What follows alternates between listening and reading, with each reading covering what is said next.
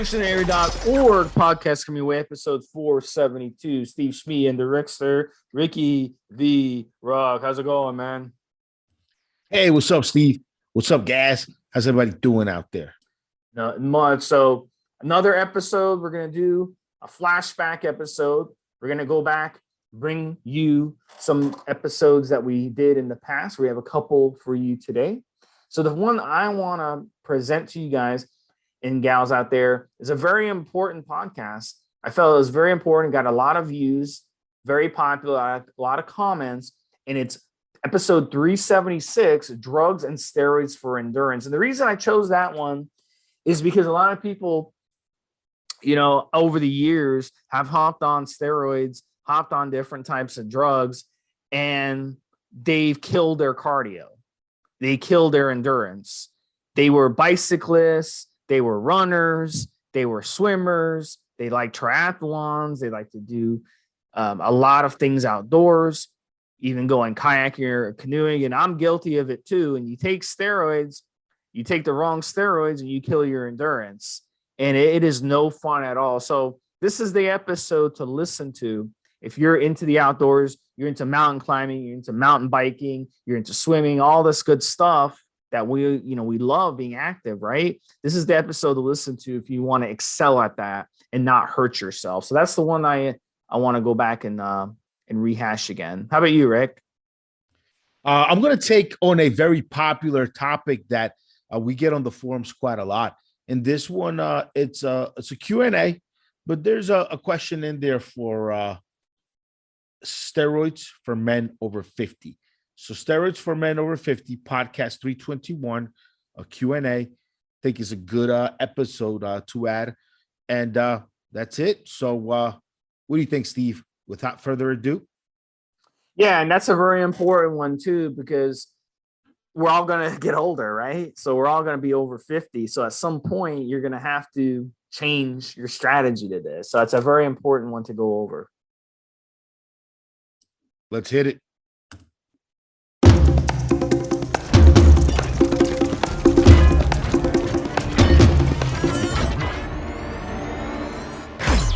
Evolutionary podcast coming your way, guys. We're doing another compound episode. This time we're going to talk about endurance steroids. This is episode 376. Stevesmi here and the Rickster. What's up, buddy? Hey, what's up, Steve? What's up, guys? How's everybody doing out there? All right, guys. So these endurance steroids, a lot of people, they are under the misconception that, if you just run steroids, you're going to get faster. You're going to have more endurance. And that's not the case. But in this episode, we're going to talk about there are some steroids and some compounds, we're going to throw it, that actually do help endurance, that you can go to if you're an endurance athlete. So let's get to the first one. Number one steroid for endurance, guys, this blows everyone away, is Equipoise, EQ, boldenone. And here's why EQ is really good for endurance. EQ does what most anabolic steroids do well, and that's raise your red blood cell count. Raise your red blood cell count, help oxygen get through your body more efficiently. So you're going to have a better wind, right? You're going to have more endurance, muscle endurance, cardio endurance. But unlike other steroids, Equipoise does not aromatize as much as some steroids. Very little to none, no aromatization, because it aromatizes very slowly. So you're not going to get that big rush of aromatization like you would taking Dianabol, for example, which aromatizes into estrogen and gives you a lot of water retention right off the bat. Like within 3-4 days, you'll notice water retention from D-Bol for that reason. Equipoise doesn't do that. So you're not going to be running and having to carry jugs of water on your back. That's a good thing, right? So that covers that. You don't have to worry about that. Because if you try running with jugs of water on your back, it's not going to be a fun experience. The second reason why Equipoise is so good for endurance is pumps. It doesn't give you the crippling pumps that a bunch of other steroids give you. So if you're running and your calves, back of your lower legs, front of your lower legs, start giving you a pump, right? Feels like a balloon in your leg about to explode. That's not going to help your endurance now, is it? So that's why Equipoise you don't get those crippling pumps on Equipoise. Really, really good. for endurance. So that's the cool thing about Equipoise, guys. So Equipoise, you get the good benefits of steroids without the negative side effects of steroids. And that's why Equipoise is actually a good option for endurance. You'll notice a good little endurance improvement with Equipoise. And I've experienced it myself. So that's my number one choice when it comes to endurance. And Rick and I, we agree on that, right, Rick? You agree with Equipoise? Tell us a little bit about your experiences. Equipoise is great. It doesn't cause some of the shin splint and muscle pumps problems that I've experienced with D-ball and Trembolone and some of these other steroids. And you can feel a difference in your endurance levels with Equipoise. Like everything, if you overdo it, it'll start to have some counterproductive effects, like every steroid. If you are looking for nice, good endurance, then stay under a gram of juice. Once you start going over 1,000 milligrams of combined steroids, this is when a lot of the side effects that inhibit performance start to come in. You know, unless you're just lifting heavy, you know, any other activities you engage in, you're going to lose some mobility, you're going to lose some endurance. You're just not going to be as good once you get up into the higher dosing. But low amounts of Equipoise will help endurance. I mean, it's been tried and true. All right, guys. So yeah, give EQ a chance next time.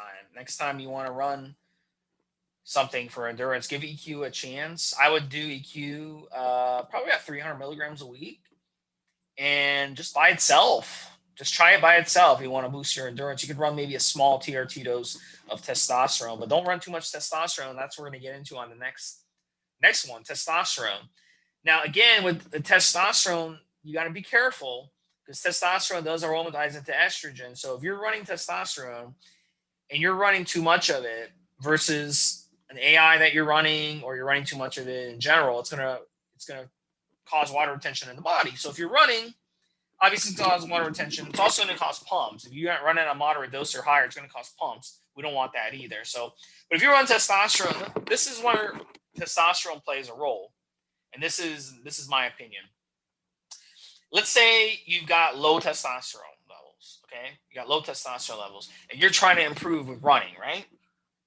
If you were to go on a TRT dose of testosterone, let's say 100 milligrams a week, 125 milligrams a week at the most, you'll notice your endurance actually improves on testosterone. We've seen that anecdotal evidence, and we've seen that with people who have struggled with low testosterone for years and years. They got on TRT, and then they're like, "Wow, I have more endurance now. I'm more. I can go longer in the gym, and etc." So you get that reaction. But for everyone else, if you got normal testosterone levels as it is, and you run, let's say, 500 milligrams of testosterone a week, it's not going to help your endurance. It's going to hurt your endurance.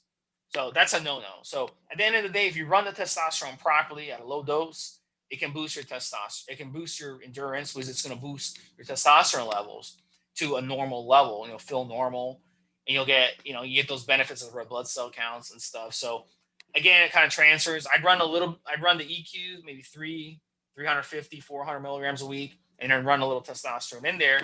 You'll get a nice endurance boost running them together. But if you overdose on the testosterone, if you run too much, once you start running closer to 200 milligrams, 300 milligrams, 400 milligrams testosterone, you're going to get that water retention.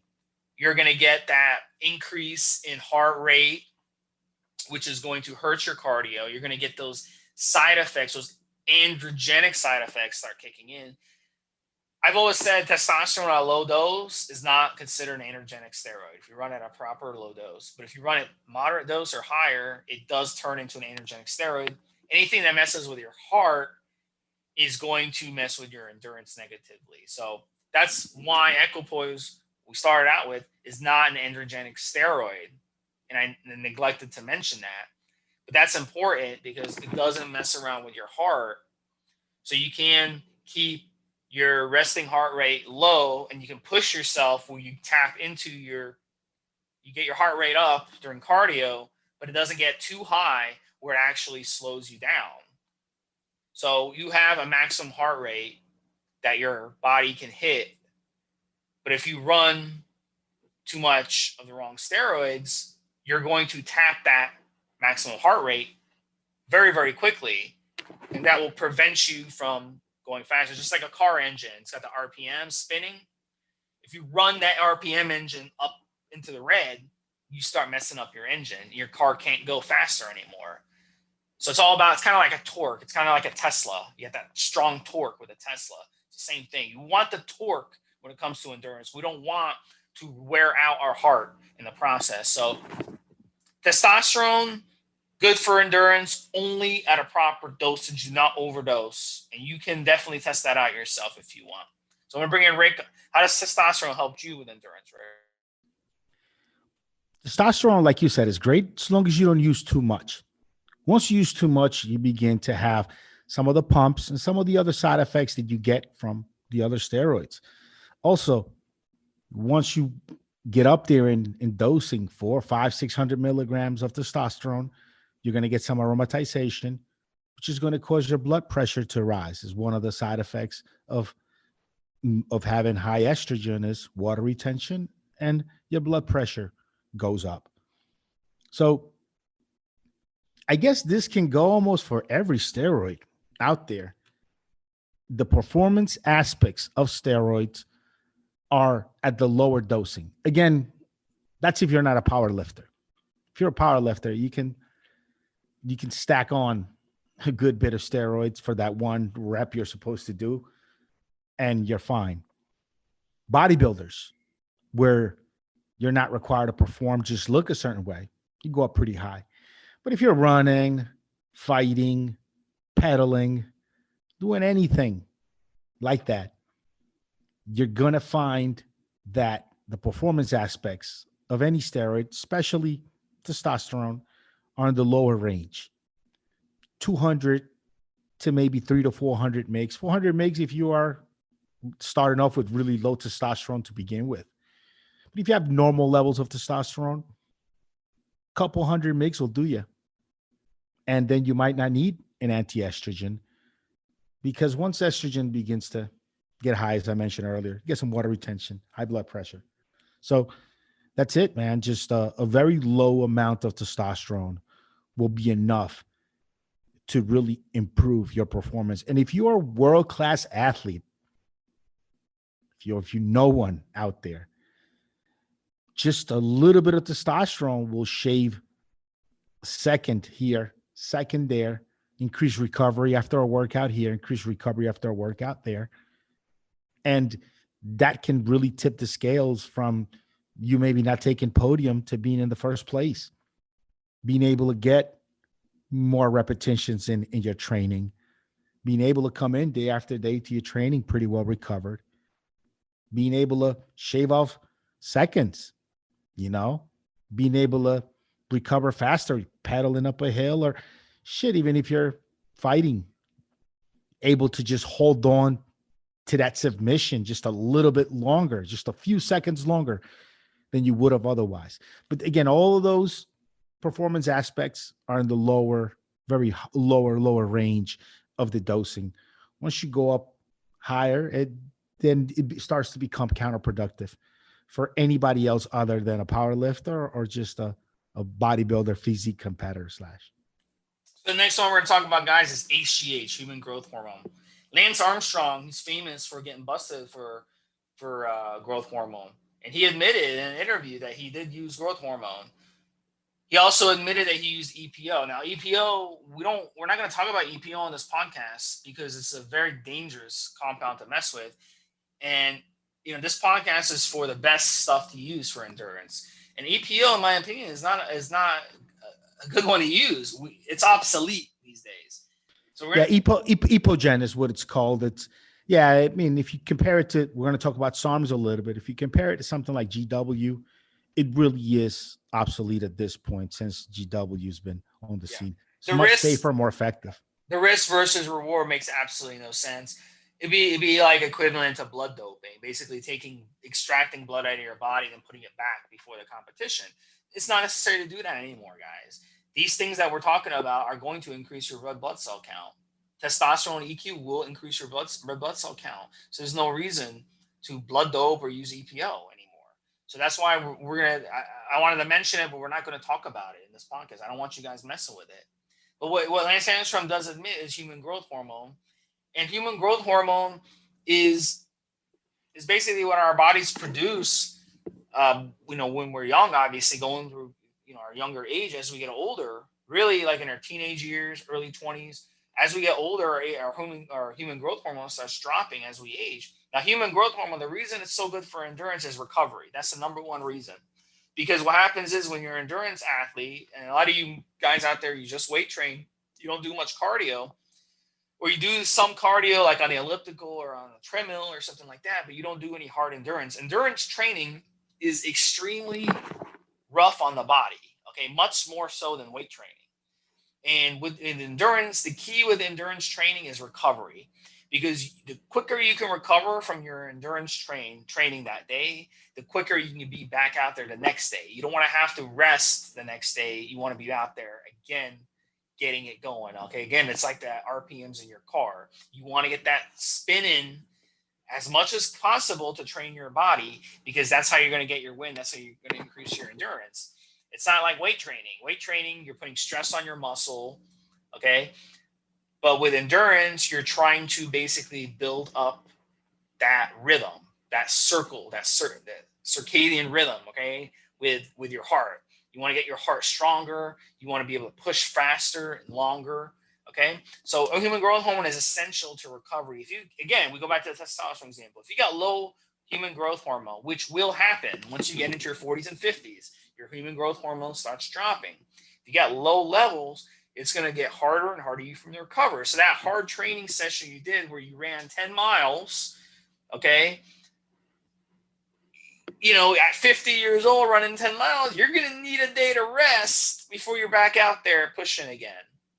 But when you're 20, you can push that 10 miles the next day and go back and do interval training, do a 600-meter interval training session, 8 on, 8 off.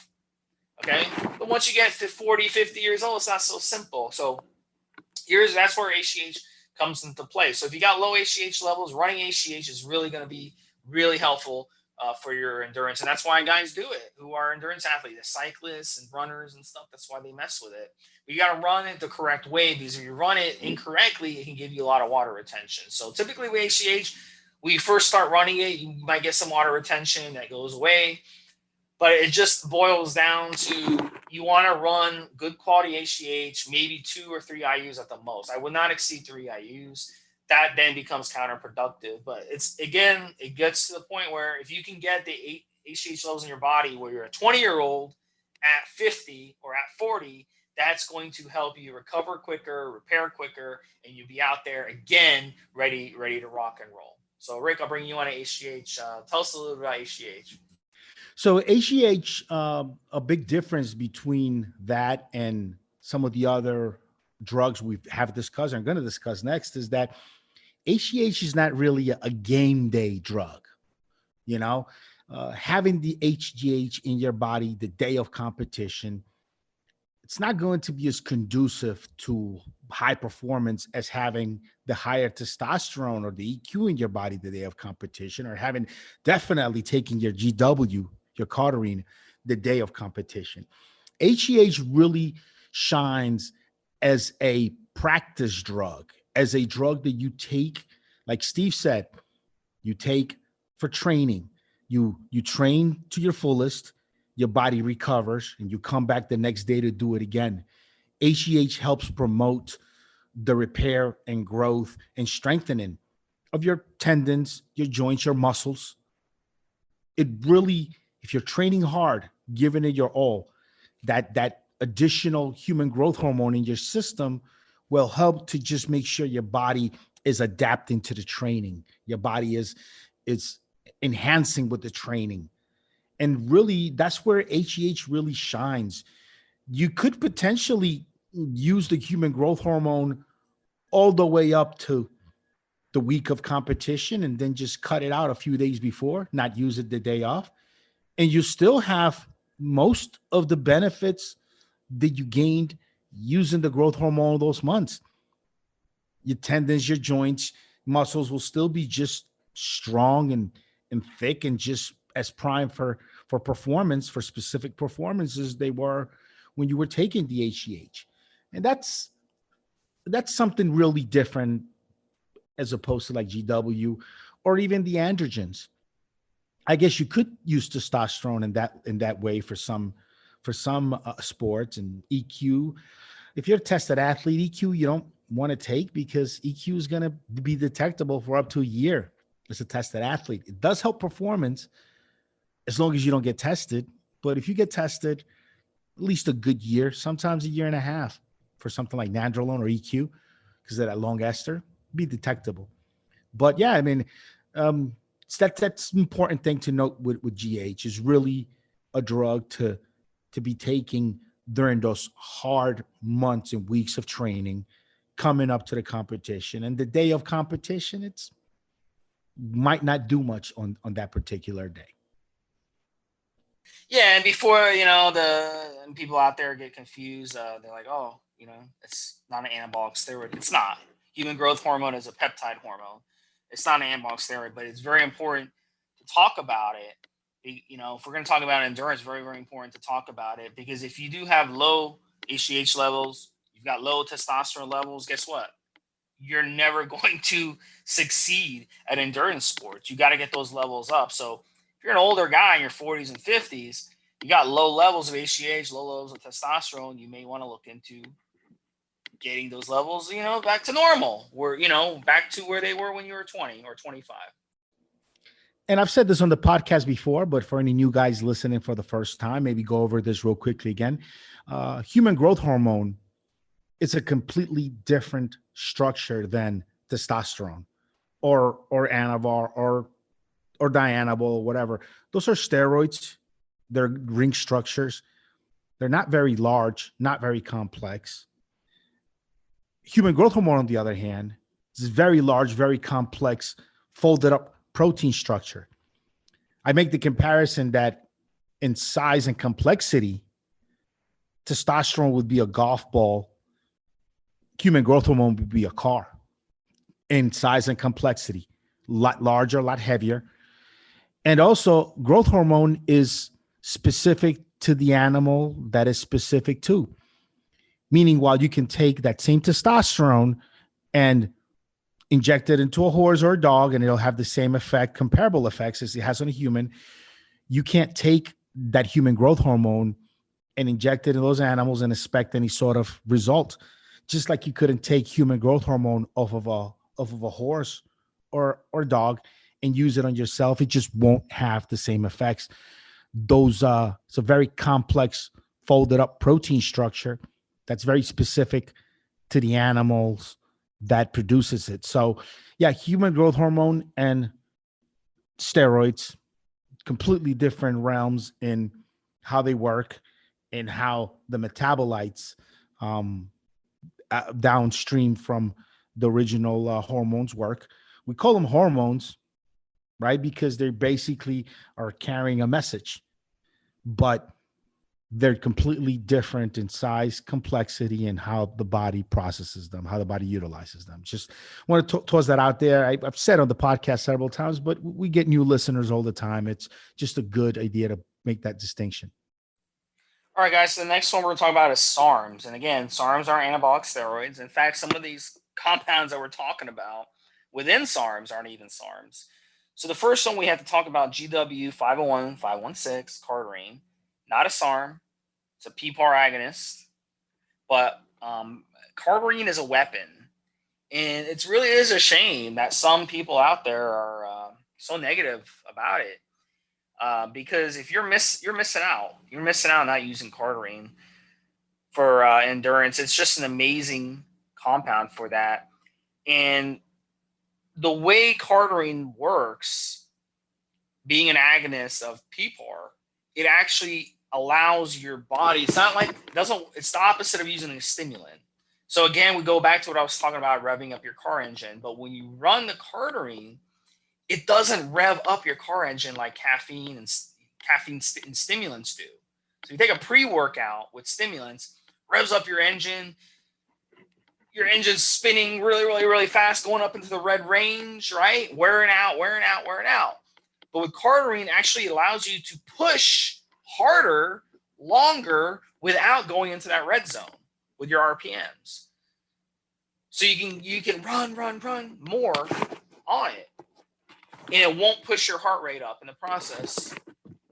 So it really is an amazing compound to use. And even as a weightlifting, when you're pushing out that extra rep, your heart rate's sky high and getting jacked up. When you're on cardio, you push out an extra rep because your heart rate will be a bit down, maybe 10, 15% lower in the same effort. So really with cardarine, within a few days using this stuff, if you usually run like an 8-minute mile, within a few days, maybe 4 or 5 days, if you take this every day, then you run that same mile with the same amount of intensity, you'll shave like 20, 30 seconds off your mile time. That's how amazing this stuff is. So we talked about stuff being obsolete earlier in the show. Cardarine is a big reason why these other things are obsolete. So another one, SR9009, it's a Rev ERBA. It's not a SARM, but SR9009, which is stenobolic, same concept as cardarine, same concept. But with SR, it has a much shorter half-life. So the way I recommend you take SR is before any type of training. So the good thing about SR is you get a quicker peak, and then it comes back down and it's out of your system. So the benefit of that is you can take it right before your run or your bicycle trip or your swim, and it's going to be in your system within 15, 30 minutes. It's going to be peaking in your system. You can take advantage of it. Cardarine, it's got a much less of a peak. It kind of just gradually increases in the body after you take it, and then it comes back down. So it's a drug, guys. It's not a hormone, it's a drug. And so in this situation, you'd want to run, I'd say 20 milligrams a day of the cardarine. And then with SR, you want to take 5, 10 milligrams whenever you need it before your run. If it's your competition day and you're running a 5K and you want to do your best, go ahead and take 10, 20 milligrams of SR. You can take the cardarine every day leading up to your race, and then take the SR right before your race, and you'll get some nice effects. It is up to debate, because some people believe if you take them both together, they kind of compete for the same receptors or whatnot. So I'm not really sure. If that's true. I'm still waiting for more anecdotal evidence proving or disproving that. But I would say that you can get away with just running one of them, or you can get away from winning both and give it a shot and see what can happen. But I can tell you for sure that they work. They work amazingly well for endurance. So they allow you to go push more with less intensity. So you're gonna basically not have to push yourself as much, and you'll end up getting the same time, whether it's a swim, a bicycle, or a run. And that's what makes these amazing. So it's really one that you really need to add to your arsenal for sure. And I think back in the 2008 Olympics, Rick, pretty much every Olympian was using them because they weren't testing for cardarine back then. They didn't have a way to test for it until after the Olympics. It wasn't banned yet. But then in 2008, everybody was using it. So it's one of those where you better be using it if you want to stay up with people. What do you got to say? I agree. GW is probably the best performance enhancing drug for cardio endurance that we know of today. I think you covered pretty well the Sarms aspect of it, how to use it, what it does. I'll give a little bit of clarification. I like to bring context into some of these things we're talking about, why some of them are Sarms and some of them are not. So Sarms stands for selective androgen receptor modulators. So these are drugs that selectively attach to some androgen receptors and cause an action in the receptor. Now, when we say some of these are not SARMs, like GW doesn't attach to the androgen receptor. It doesn't have any action there. So even though we lump them in as Sarms in that category and they're sold that way, and that's the way you search them out to find the information when you Google it, technically doesn't have any action on the androgen receptor, so it is not a SARM. Now, what is the difference between SARMs, the ones that do have an action in the androgen receptor, and your regular steroids? It's pretty simple. If you look at a graph of the chemical structure of a steroid, they all look about the same. Unless you know what you're looking for, they all look pretty identical. SARMs, on the other hand, don't look anything like the steroid. Most of the SARMs out there, your Osterin, your LGDs, your S4, when you look at it on paper, it looks nothing like a steroid.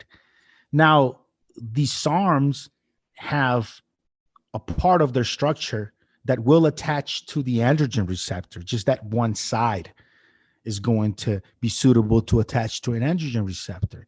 But the rest of the structure, it's nothing like a steroid. So your aromatase enzymes, your reductase enzymes, your enzymes that would normally do and turn your steroids into different hormones that will cause side effects like racing estrogen, racing DHT, causing the appearance of DHT-like hormones that compete against natural DHT. All of these things, the SARMs are just not susceptible to. The SARMs are just not a good substrate for these other enzymes because they don't have a suitable structure for the enzymes to attach to them.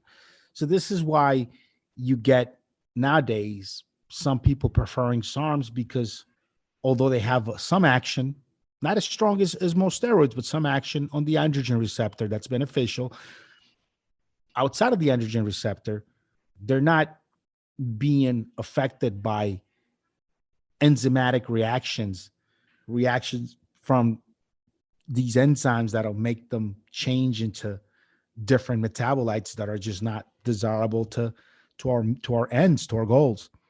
So just a little clear up that distinction, since you already covered the dosing and the use of it. Just wanted to clear that up for guys in case you haven't listened to every other podcast where we discuss this subject. All right, guys. So that sums it up for endurance compounds. I hope you guys learned a lot from this. Definitely let us know. Any other questions, come on the forums, evolutionary.org. Hit me up, Steve SMI. All right. How can I hit you up, Rick? Hit me up.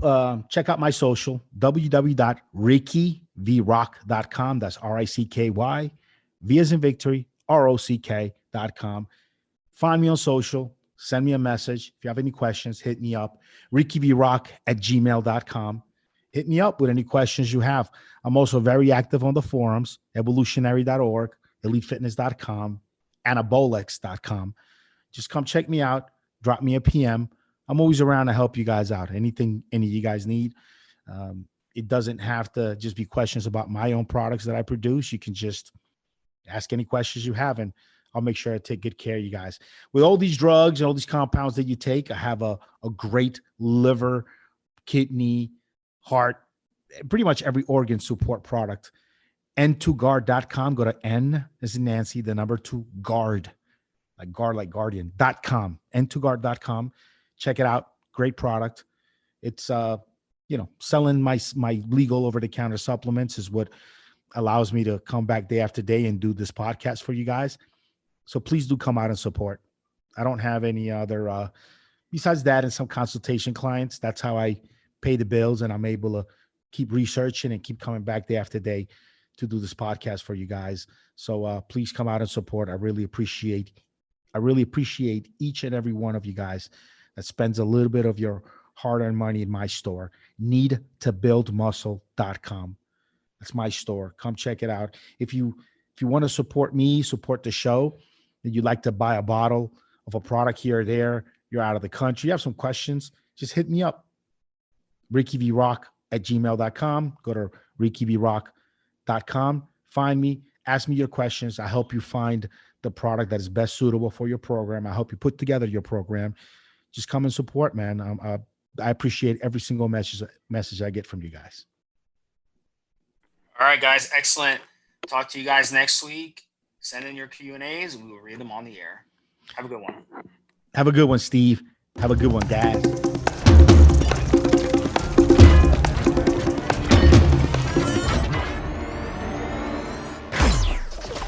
Guys, this is the required legal disclaimer. We are only sharing our experience from years of steroid use. We are not doctors, and none of what we say should be regarded as medical advice. Always check with your doctor before taking any drugs or starting any training program.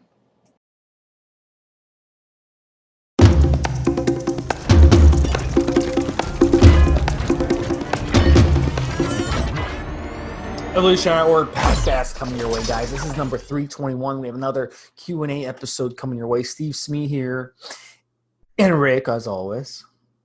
How you doing? Hey, what's up, Steve? What's up, guys? How's everybody doing out there? All right, guys. So 5 great topics, guys. We're going to have a lot of fun with these, as always. And we're going to get into the first one. So the first one is an interesting one. Let me pull up the question here that he wrote, and he's over 50. We don't really talk about over 50, but we have a lot of listeners that are over 50 or that are approaching 50. That's great. You're halfway through your life when you're at 50, right? So he wants to know, what's a good over 50 beginner steroid cycle? And, first of all, if you get some guys, they don't start using steroids till they're over 50. Some guys get a late start in fitness. Some guys have been in fitness a long time. They just never got around to using steroids or PEDs. So they want to kind of get into it, and it's just not reserved for the younger guys. There's plenty of guys who are over 50. If you go to some of these bodybuilding shows, there's plenty of guys in their 50s, 60s, even 70s that are competing, and they're on the sauce. And we have plenty of guys on our forum who are over 50 as well. We have at least one moderator who's over 50. So let's get into this, Rick. What's a good over 50 beginner steroid cycle? What do you think about this question that came in? All right. Well, if we're talking about a guy who's in his 50s, or going into 50, and he hasn't been a big steroid user, because if you've been a big steroid user, you don't need me to tell you what will work. You should know by now, right? But if maybe you've only done 1 or 2 cycles and it's been a decade since the last time you juiced and you're going to get back into it, look, start with blood test, see what your estrogen is at. Maybe you need to lower your estrogen a little bit. Take a testosterone booster. Start with that if you haven't done so before. Try mine's into Generate. Go to hcgenerate.com. hcgenerate.com. Check it out. And just give that a shot. Lower estrogen and use the testosterone booster.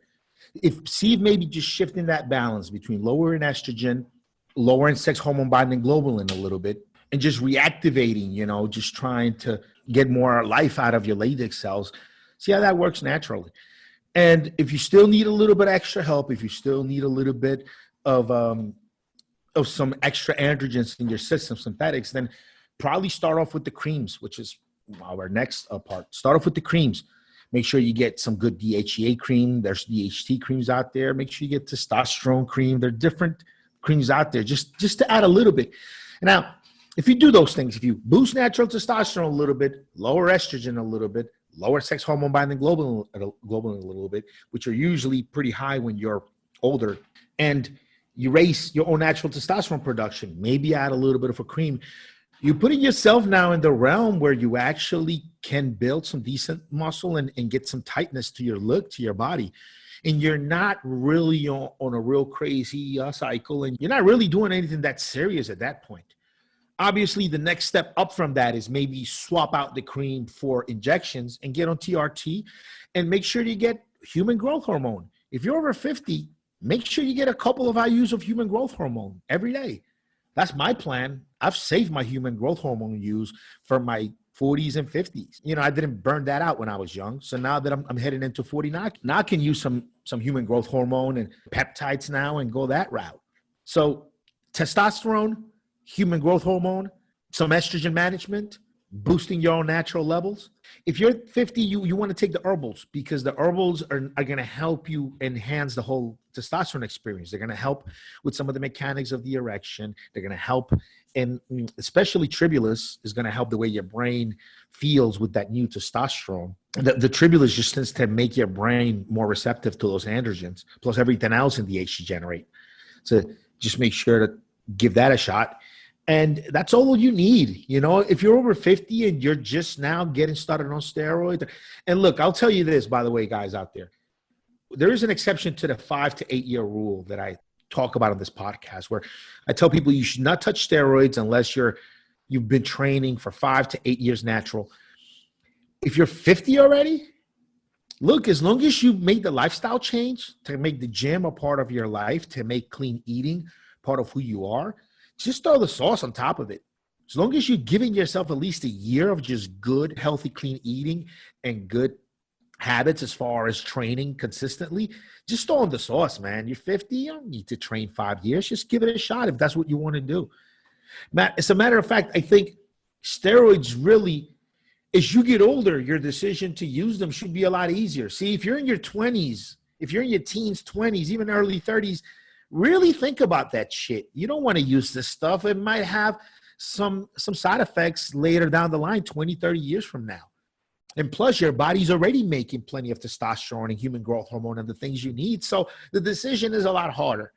But as you get into your 40s, late 40s, 50, 60, what? It might do something 20 years from now. What? So what? Your testosterone is already low at that age. So add some more. Steroids in older forms really make a really big difference for you. It's a lot bigger difference for a guy who's 50 shooting 200 milligrams of testosterone per week than a guy who's 25 shooting those 200 milligrams of testosterone per week. The guy who's 25 might shoot the 200 migs and say, this ain't shit. The guy who's 50 might shoot those 200 migs and say, oh my God, this changed my life.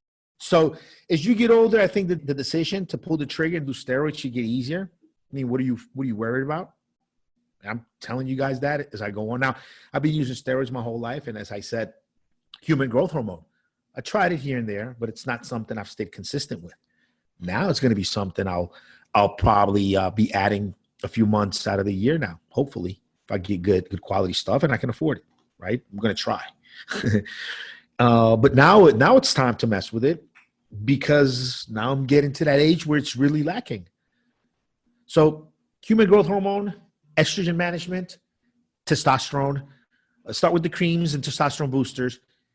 If you need a little more oomph, go with the injections. Stay on the testosterone boosters. If they make a nice difference, just cycle them in and out, but you should take them, my opinion. What do you think, Steve? Yeah, you gave good advice getting blood work done. I think that's just the step one. If you get blood work done, you got low testosterone, then going on testosterone, it's going to make a world of difference. You'll feel much, much better. And then growth hormone. What happens if your growth hormone is low? As we get older, our testosterone levels drop, but our growth hormone drops even more rapidly to levels that are really, really low. So, you can get really good results if you have low testosterone and low growth hormone, which most people are going to because of environmental factors, because of the foods we eat, because of the water we drink, because of all kinds of things, the pesticides and herbicides that are all over the place, the air we're breathing, the oceans being polluted. All this stuff has caused an epidemic with low testosterone, low growth hormone. So if you find out you have low levels and you go on just a therapeutic amount of testosterone and a therapeutic amount of growth hormone, you'll feel much, much better. So that's what I would do. And then go from there. If you want to blast some steroids, blast some steroids.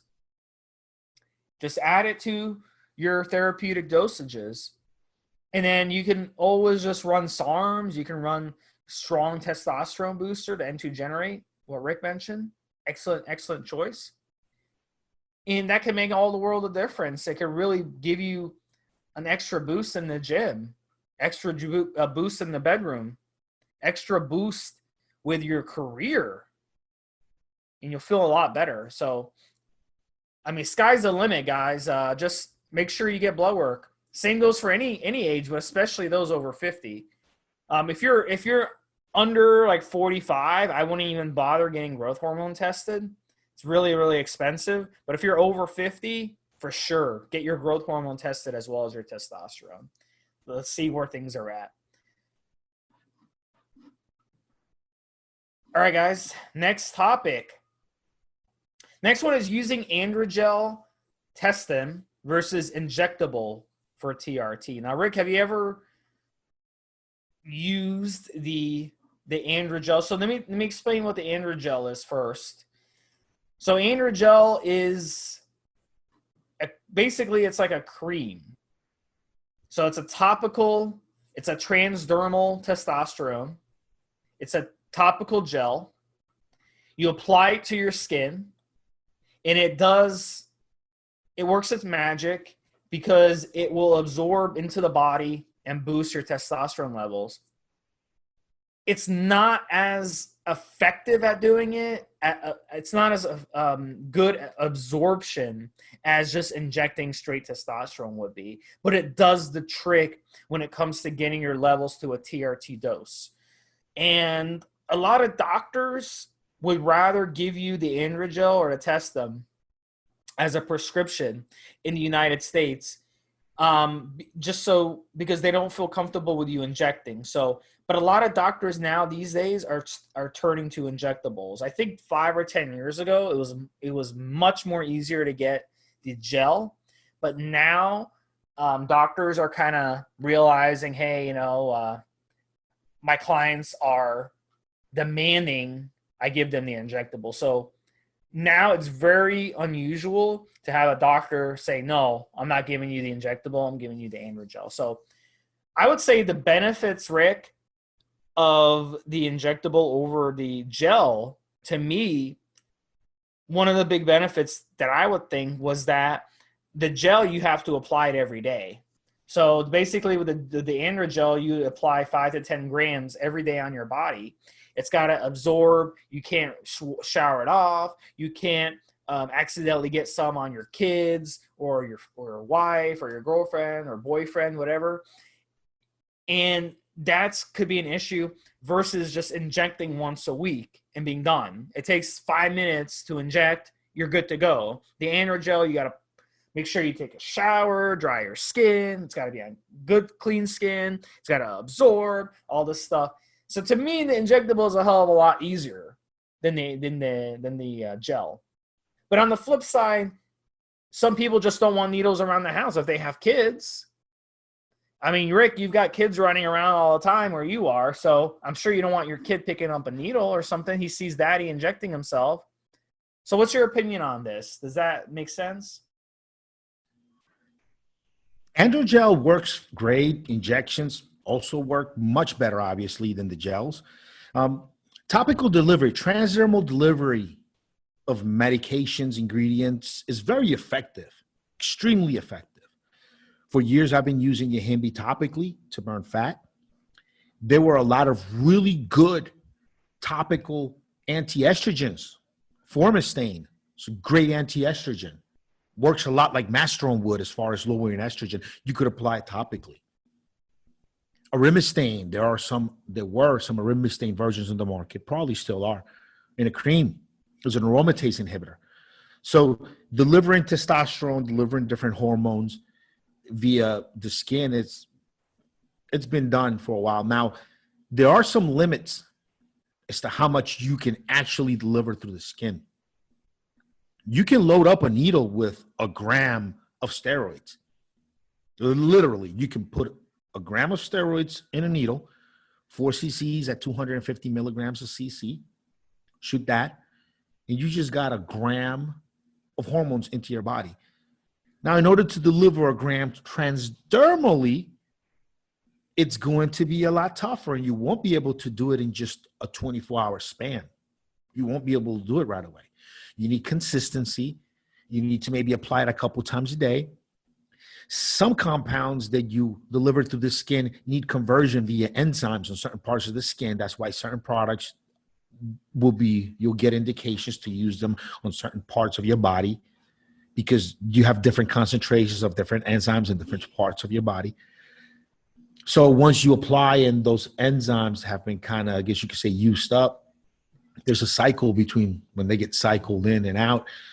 So then you won't be able to deliver a gram of anabolic steroids through your skin just like that, like you could with injectables. So in that regard, it depends how much you need and what you need. If you only need just a little bit of, just a little boost, get a little more muscle tone, drop a little bit body fat, get your dick hard in the morning. If you just need a little bit, androgen will get you there. Older guy in your 50s, like just the last question we just handled, it'll get you there. You're fine. Little testosterone booster, I keep saying, manage estrogen. Put a little your hand flame on your nipples. You're going to have a nice look. You're fine.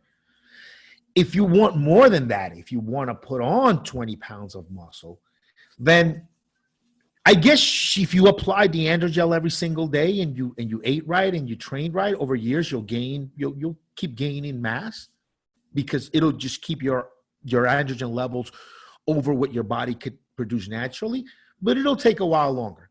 If you really want to like crunch in and gain 20, 30 pounds in 2-3 months, the way most guys want to do, right? Most guys listening to this, then yeah, you're going to have to inject, because it is just a more efficient way to just get a lot more steroids into your body than you ever could through the skin. So if you need a lot more than that, if you need bigger dosing inside of your body, then yeah, you really do need to be injecting. You know, that is, I guess, the answer. You know, if you're just trying to enhance your life the way you feel, little androgen, little your hip flame around the fatty section, you look tight, feel good, dick is hard, getting a little muscle tone, make some progress in the gym when you do go, even if you're in your 50s, great. If you want to put on more mass, if you want to put on faster pounds, androgen won't get you there. You can't deliver enough. Go with injectables. Good deal? All right, Steve, what else you got? All right, guys. Next topic. Let's get into the next topic. How to stay motivated to lift right now. This is a really good one. We've discussed this on prior podcasts a couple times, but circumstances have changed since we last talked about it. Huh, Rick? You know, right now, like a lot of people are going through a tough time. In the United States, I read something that if you make under $40,000 a year, 40% of people are now unemployed. So it's hard to, you know, I always view the gym as something that, you know, things are good in your life. You have, you know, you want to better yourself. You got everything square. I like to go to the gym and just, you know, be able to relax. And then now it's like you're scared to go to the gym. You're scared to pick up something. And then not everybody is being polite in the gym. Not everybody is wiping. Not everybody is wearing a mask. Not everybody is washing their hands. So how do you get motivated? Gyms are opening up all over the place. My gym actually just opened today, believe it or not, Rick. My gym opened today. And I'm not motivated to go, man. So, you know, I'm more motivated just to stay home and work out. Why should I go back to the gym? And the thing is, you know, the gym environment is something that's really, really wonderful. The gym environment gives you that push. You know, you got hot chicks, you got beefed up guys, and everybody's pushing each other, you know? So what are some ideas to help you get motivated? What are you doing right now to stay motivated, right? You know, Steve, it is unfair for me to even answer this question, because I'm in the fitness industry. I do this podcast, right? We have 2 episodes a week. Now I'm doing the Elite Fitness podcast. I do that once a week. I run a supplement company. I'm always posting on Facebook. By the way, guys, if you're not following me on Facebook, then you're missing out, because I'm going to post all of the podcast episodes there, updates. I'm always posting content. Go to rickyvrock.com. That's RICKY. V is in victory, ROCK.com. And you can follow me and check out some of the other content. So it's really unfair for me to answer that, because it's my life. It's my lifestyle, staying in shape, keeping my stomach tight, keeping my body dry, experimenting on myself. I'm doing a Anavar run right now, because I'm going to write a little pamphlet for guys on Anavar only cycles. So I'm logging my progress.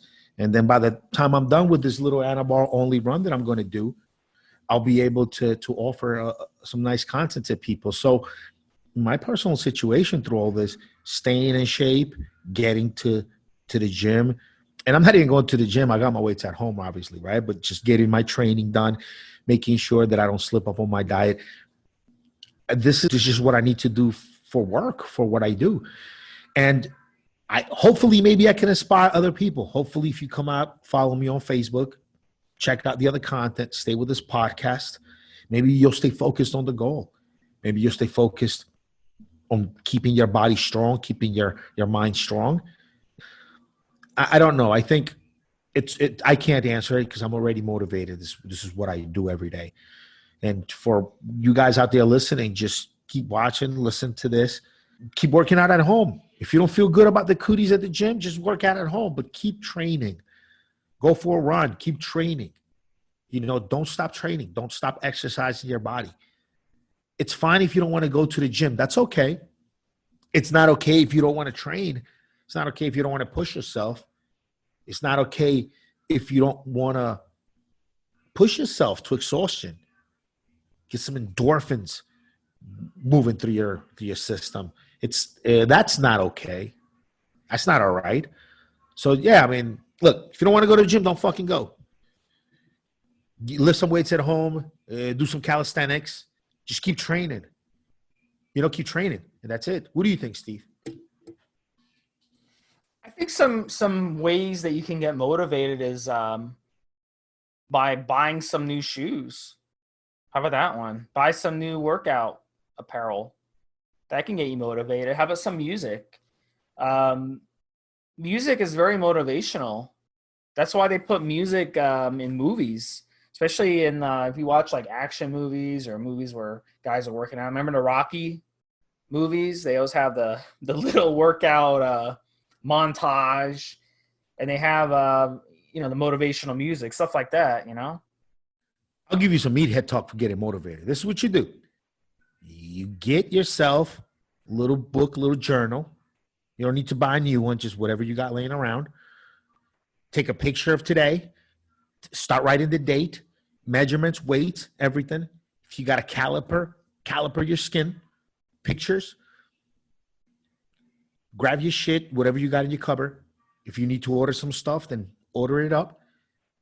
And just see what you can do in 4 weeks with your body. Clean eating, clean diet. See what you can get. See how far things can get you. Give that a shot. That'll get you motivated. Track your progress, put together a good program and track your progress all the way and see how that does for you. That's a good way to get motivated. See what supplements you got, get some stuff, put a program together. Pictures, take pictures every day.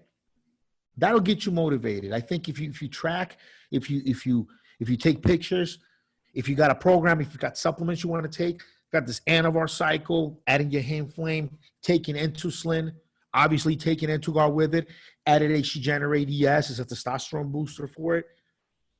With my little 50 milligrams of Anavar per day, we'll do a little 4-week run. We'll see how many points I can dial back on my body fat, and if I can put on some extra mass at the same time, just give that a shot. That motivates me. Getting all my shit together, getting all my products together, getting all my gear together, running it, logging it, talking about it with my friends, coming back on a podcast and discussing it with you and the guys on the forums. You saw the pictures. I posted up pictures of the stuff on the forums, on Facebook too. That gets you motivated. Just put a program together and do it. Run it. That'll get you off your ass real fast. If you come on the forum and start a thread or like a log and just track your progress, put up pictures, say what you're doing, that will kind of keep you motivated because now everyone else is going to be pushing you on the forum. It's kind of like peer pressure. So that really works. And it's a good way for you to kind of have a diary without having to actually write stuff down like in a book. You can actually come on the computer and type out a diary every day and kind of keep the progress up. So I think that's a really good idea. And then, one of the things you could do if you're single, and I've done this many times, being single is a great opportunity to better yourself without, having to worry about performing, about entertaining a person every night or spending time on the phone with them or spending time texting back and forth because that's what people love doing now. So if you're single, be like, look, I'm not going to date for 4 weeks or 8 weeks or 10 weeks or 12 weeks, whatever. and just be like, look, I'm going to make my body the best body possible. I'm going to get my body so good that I'm going to be confident when I do go on a date that that girl is going to be more attracted to me because she's going to sense that I'm confident and I have a lot of self-esteem, but I'm not cocky, because being cocky is not sexy at all. Being cocky actually is low self-esteem. But when you're a confident person, you don't gotta show yourself off. You don't gotta try to impress people. You don't gotta put up a bunch of pictures of you with abs and stuff on dating websites. No, you can just put a picture of yourself wearing regular clothes, and a girl's gonna look at it and she's like, wow, this guy looks confident. He dresses sharp. He has a nice body. She'll know you have a nice body just the way you're dressed. You don't have to show it off. Pictures with animals. I read on a article a little while ago that, and it seems that women pictures of guys with pets on their profile. Just so you know, if you guys do the dating site thing, which I don't really partake in, but many of you out there know do. Yeah, that's a good one. Yeah, so yeah, I'm pretty sure if you don't like animals, you're not gonna get very far with people these days. I mean, you won't get far with me, at least. All right, guys. So the next one is best kitchen appliances that you recommend. So this is a good one. We actually had a guy on the forum. He was a salesman. He actually travels all over the Midwest and travels by car. He's a salesman. And I actually suggested to him, because he was complaining he can't find, healthy options because, restaurants on the road, it's all gut food, which it is. So I actually suggested that he can take some appliances with him. Just put them in his car. There's a couple good ones that I recommend. Number one, crock pot. Crock pots are very, very good. The crock pot, all you need is some broth. You can make the broth on your own, or you can buy the broth in the store. I get like the organic broth. It's got nothing bad in it. Very, very good quality, high quality. You don't want to get the cheap broth. Put the broth in the crock pot. Set it on like medium for the day. Throw in some meat, whatever meat you want to get, and then just let it slow cook all day and go do your thing, go to work, go to the gym, do whatever you got to do. And that thing will just slow cook all day. And then in the evening, you can add some rice to it. You can add vegetables. I like to add rice, vegetables, and then like whatever meats I'm using, maybe some chicken and honey. I like to add honey as well. Honey is a secret ingredient. If you ever try it, you'll know that you can remember that I recommended it. And oh my God, it's amazing. Make sure that the meat is well cooked. You have the thermometer, stick the thermometer in the meat. And it's a delicious meal. And then a nice thing about it is you can make a whole thing of crock pot and then just store whatever you don't eat. And it's kind of it's a really, really good meal. And that's my recommendation. And you can just travel. Like, you can put it in your car and travel anywhere as long as there's a plug in your hotel room. When you're traveling, you can just plug it in and just go to the supermarket and grab the meat, the plain meat, throw it in there. Get some vegetables, get some rice, throw it in there for the day. Very, very easy to do. So what's your recommendation, Rick, on a good kitchen appliance that people can use? Look, I think the three main appliances that I like, because I like electricity. I mean, gas cooking is fine. So the best way to cook, I found, even to cook outdoors, is you need three things. You need a rice cooker with a second stage for your vegetables. You need an air fryer, and you just need an electric grill. And it is just a pleasure to cook outdoors if you have these three items. You need some extension cords. You might have to grab a couple of extension cords and use different plugs in the house so you don't overload any one of the circuits and have your fuses popping off. But it is so nice. These things have timers on them. You could just set the timer, set the temperature, put the food on there, and just forget it. Go sit down with your guest, entertain your guest, have fun. It's just a breeze. And so you set the rice, You could put pasta in there, noodles in there with your rice, whatever. On the second stage, it'll allow you to cook, to steam your vegetables with all the steam coming off the rice. These are real easy to find out there, guys. And then with your grill, you could take sweet potatoes or even do some wings or whatever. Put them in the air fryer, right out, plug it in, extension cords right outdoors. Outdoor extension cords, you're fine. Just make sure you have outdoor grade extension cords, proper, obviously, right? And just make sure that if you have sweet, let's say if you're doing some sweet potatoes in the air fryer, you want to take the sweet potatoes, you're going to cut them up and you put sweet potato wedges. You want to slice them up, throw them in a big bowl and wet them up, and just make sure you slather them with coconut oil. Throw your salt and your spices on there, whatever you like to do, and then throw them in the air fryer. As they cook, some of that coconut oil is going to fall off of them and go into the catch pan right in the air fryer. So what you want to do is every several minutes, you want to stop for a minute, take out the wedges, throw them back on the big bowl where you slathered them in coconut oil. Drop some of the coconut oil that fell off of them. You got to tilt over the catch pan and just bathe them in the same coconut oil that was coming off of them with your spices and your salt, and throw them back in there. Do that a couple of times. They'll be nice and toasty outside, and they'll just basically be fried sweet potato wedges in coconut oil on an air fryer, and they taste delicious. And again, your meats, you set your temperature.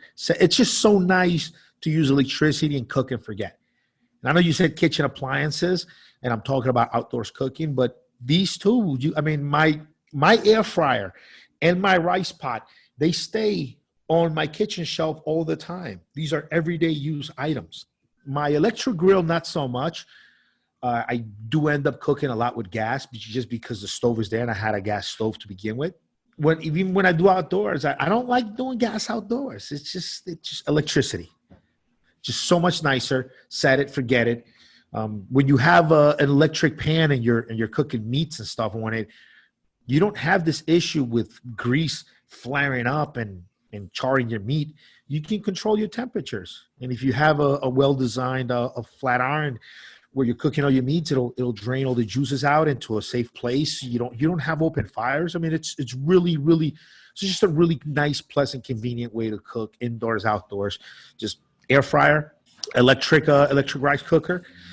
Look, now they even have egg cookers. They have these little egg cookers where you can make 6 hard-boiled eggs in just a few minutes with a tiny bit of water and a little device with a timer on it. A lot of this electric stuff, it just makes life so much easier, and it's so easy to clean compared to anything else you do out there. So I guess when it comes to appliances, I'm just got to tell everybody, try to go electric as much as you can, in my opinion. Stuff is just a lot nicer to deal with.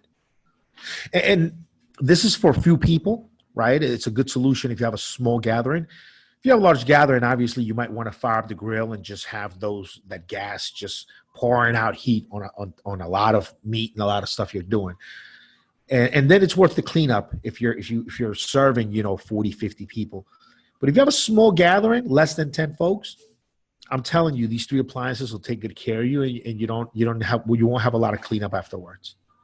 All right, guys. So the last topic of the day is how to prevent bodybuilding and your bodybuilding goals, your bodybuilding careers from getting in the way of your marriage or your relationships. And this is actually something that, it hits home for me, because I used to compete back in the day. I competed in powerlifting and I competed in endurance. And when I was at my peak in endurance, as an endurance athlete, I was in a relationship with a very nice girl, and the running did affect us.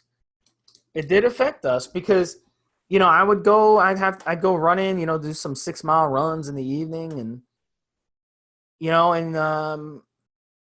it kind of drove a wedge with us, and it was really a weird situation because I felt like she wasn't supporting me, as much as she should in my goals.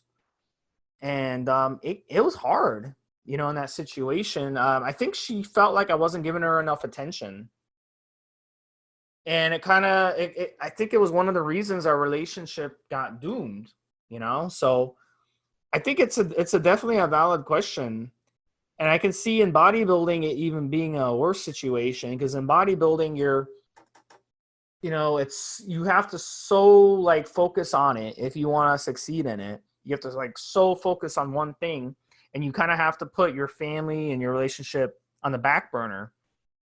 There's a lot of that goes into bodybuilding and when it comes to competitions. So I mean, I could definitely see this as like a valid question. And let's say the person you're with just doesn't understand fitness. They don't understand how fitness is important to you. They don't understand how the hobby, the life.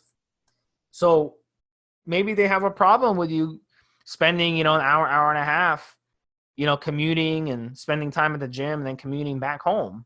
Maybe they have a problem with that.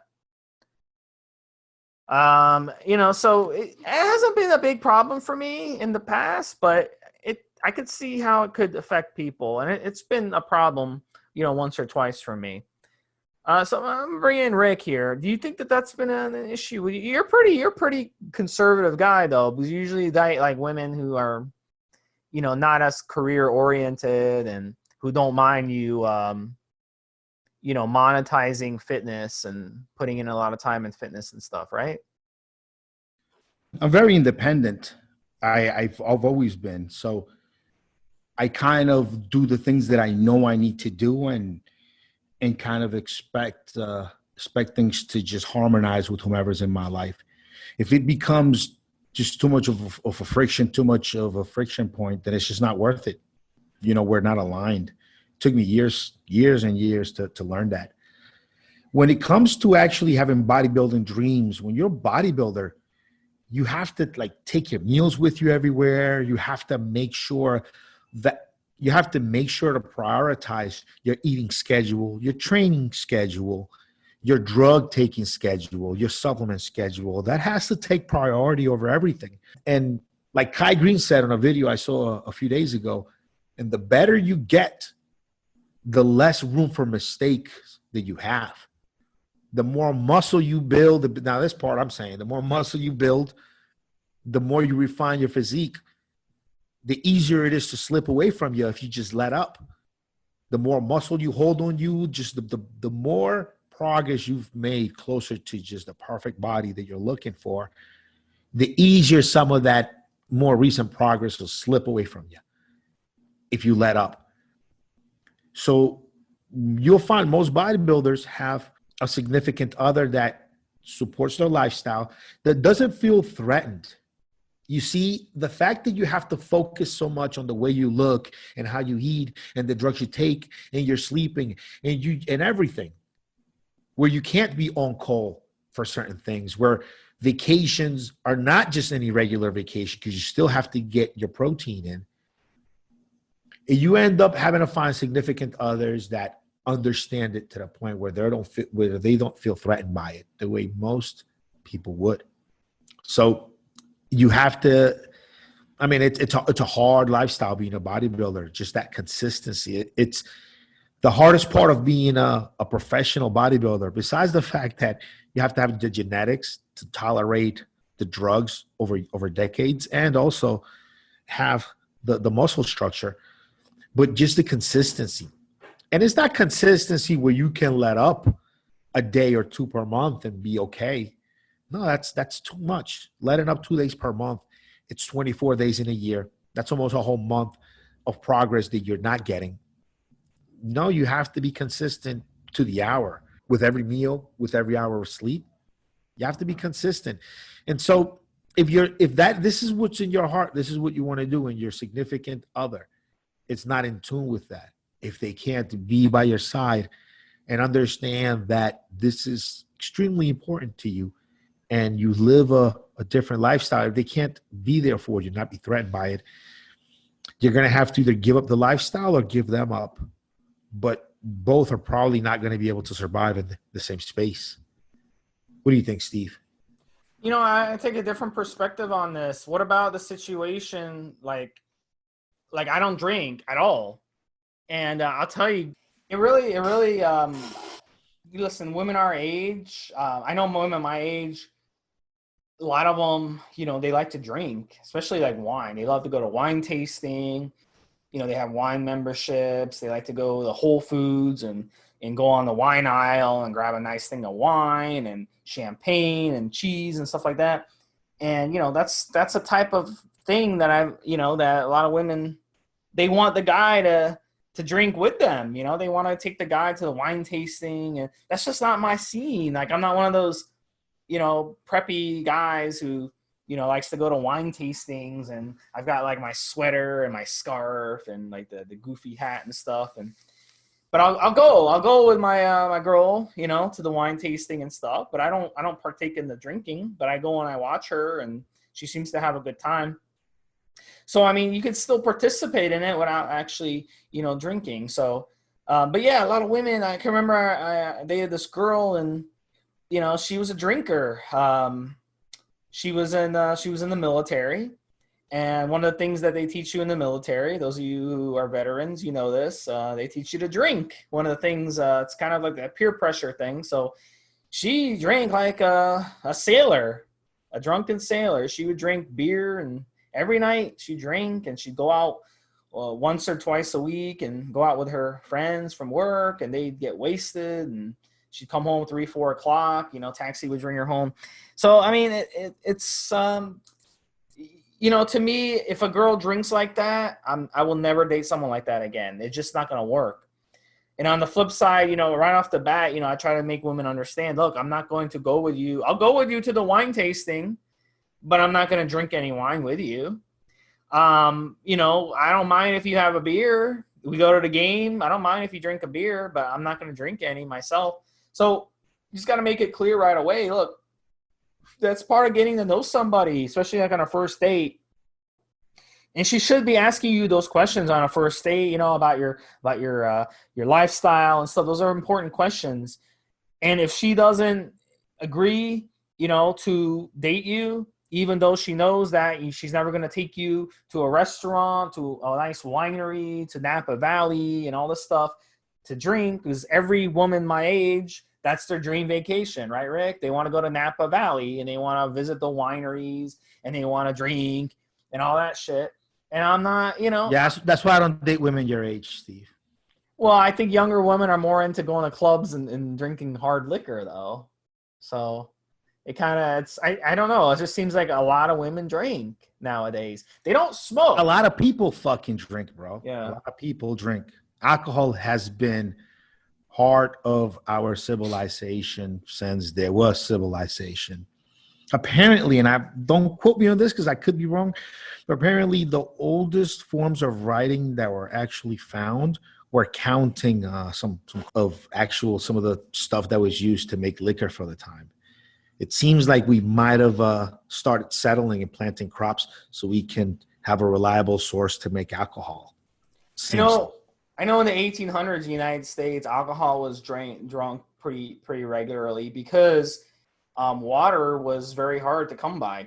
Good clean water was hard to come by. So they would have to drink either like apple cider or they have to drink water, especially around the Civil War. Depending where you were. Yeah, depending where you were at. Yeah. But like a lot of past presidents from that era were drunks. I think Ulysses S. Grant was an alcoholic. Several of the presidents around that time were alcoholics, and it was just something. Yeah, there are just functional alcoholics and non-functional alcoholics. You know, there are alcoholics that can become world leaders and see a country through a crisis and then retire and then continue to die drinking. And then you have a guy who just has a six-pack after work every day and watches SportsCenter, and he'll never fucking accomplish a fucking thing in his life. And all he does is he's just Joe's six-pack, one six-pack after work, and that's just enough to cripple his whole life. And then you'll get some guys that are world leaders, even though they're drunks. And it's just what it is. It's some people, like every drug, some people can handle certain drugs, some people can't. Yeah, but I mean, I refuse to date a drunk or alcoholic. It's just not worth it. It's not my job to play, you know, AA, you know, with define date. I'll go out with girls that drink. I don't care. But like making a life with somebody who drinks, fuck no. No. She's got to be in the gym grind. She's got to watch her diet, you know, all of that. But just like someone to hang out with casually or shit, even going on a trip with or something, why the fuck not? You can go ahead and drink. That's fine. No issue. Well, the one I was talking about who's in the military, she was abusive towards me. So she got abusive when she would drink. And yeah, that was around the time I actually ended up like, you know, going to the hospital a few times because of her. I've spent time with girls on places, trips where they drink. I don't drink, and it's fine. Remember, just off the top of my head, I remember this girl, Miami Beach. I hung out with her there for about 4 or 5 days. There's a business associate I used to see in Miami Beach, and she went with me this time. So had my meeting. It's only one day, but stayed 4. And she drank all 4 nights. I hung out with her. You know, we'd already intimate, so it was fine to be intimate with her when she was drunk because we'd been intimate before when she was sober. It's fine. But it was cool. You know, I hang out with her. We'd get to the hotel, make love. Next day, she was like passed out. I'd get out of the room, go get my cardio in, go lift my weights. I mean, what you can do in a hotel with what they got. And then, you know, by the time I was like already almost halfway done through my day, some emails answered and everything. She was just rolling out of bed, feeling nasty. It's great because I felt like I had almost half of the day to myself. You know what I mean? It was cool. I just didn't sleep a lot. Only slept 4 hours, but as long as you're not intoxicated, sleeping 4 hours is fine. You just get up, go get your training done, get some work done, get shit done, and before they're rolling out of bed. I don't mind it at all. Obviously, I'm not gonna make a life with this person, but just to have just a pretty sweet thing to have him in bed while you're here on a business meeting / just quick weekend getaway. Why the fuck not? And going listen, and it's pretty fun actually. If you're like me, just a happy person, you go to a club where people are gathering and they're all drunk. It's kind of cool. It's like you're invisible. It's like you got superpowers. You're like walking in between people, listening over conversations, watching people do weird stuff. It's something else. It's cool. So I guess that all depends on the context of, you know, they say there's how does that old saying go, Steve? That cliche. There is the right girl and the right now girl, right?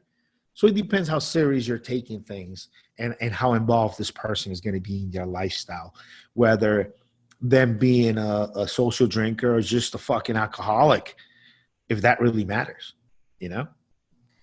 One of the red flags, I once went out with this girl. We met up for lunch. It was like 12 o'clock, and she was drinking like hard liquor already. Like it was like 12 o'clock. So that was like a red flag that this person they need. Red flag is in what? And it's in like, okay, I'm probably not gonna take her to meet my mother.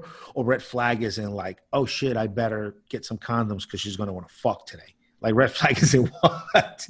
No, I mean red flag is in we're dealing with like an alcoholic here. She's got to be drinking hard liquor at 12 o'clock noon. Yeah, I mean, and again, just imagine what she's gonna be drinking at 7. Yeah, I wouldn't want her waiting for junior after school. Definitely, yeah, probably not. Yeah, probably wouldn't want her waiting for junior after school. No, not driving junior home. You mean? Nah, no. But would I mind her laying next to me tonight? Not a big deal. It's fine. It's not an issue. Why? Why not?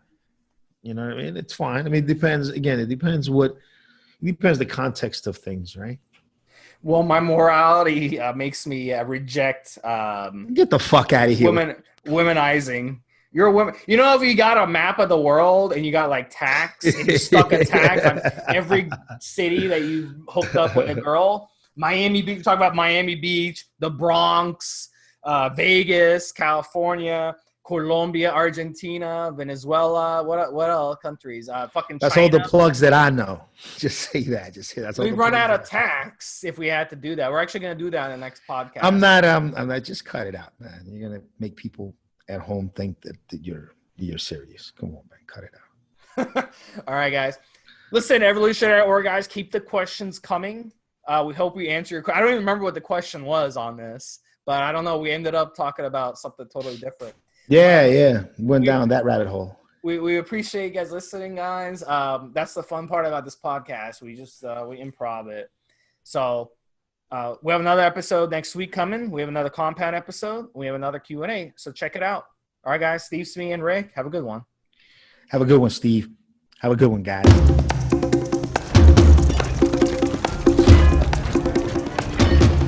Guys, this is the required legal disclaimer. We are only sharing our experience from years of steroid use. We are not doctors, and none of what we say should be regarded as medical advice. Always check with your doctor before taking any drugs or starting any training program. Training program. Training program. Training program.